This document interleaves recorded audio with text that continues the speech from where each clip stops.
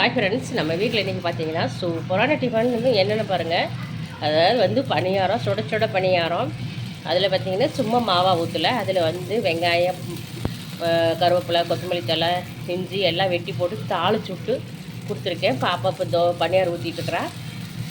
சூப்பரான பணியாரம் பாருங்கள், நைட்டுக்கு சூடான பணியாரம். இப்போ பாருங்கள் அதுக்கு மேட்சிங் என்னென்னு பார்த்தீங்கன்னா, அப்படியே வாங்க பார்க்கலாம். பார்த்தீங்கன்னா அதாவது கெட்டி சட்னி பாருங்கள், சொல்லி கெட்டி சட்னி, தேங்காய் சட்னி. அப்படியே இந்த பாருங்கள், இந்த பணியாரத்தில் அந்த கெட்டி சட்னி வச்சு சாப்பிட்டா சூப்பராக இருக்கும் ஃப்ரெண்ட்ஸ்.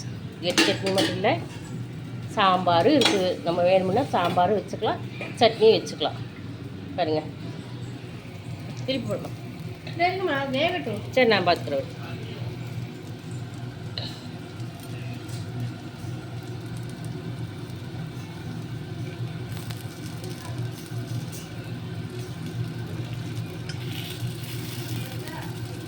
ஆக்சுவலி இன்னும் வேகலை, கொஞ்சம் வேகணும்னு நினைக்கிறேன்.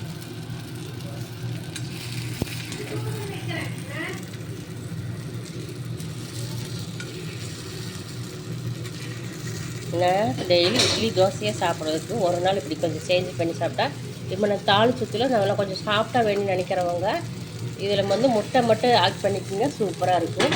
இப்போ பாருங்கள், ரெடி ஆயிடுச்சு. அது எல்லாத்தையுமே நம்ம துளி போட்டுட்டோம். துளி போட்டுட்டு நம்ம எடுத்து வச்சுக்க வேண்டியதான். பாருங்கள், இப்போ சூடாக வெந்துட்டுருக்குது. இங்கே சாம்பார் ரெடியாக இருக்குது, அடுத்து சட்னி ரெடியாக இருக்குது. இதில் பார்த்திங்கன்னா எடுத்து போட்டு வச்சுட்டுருக்குறோம்.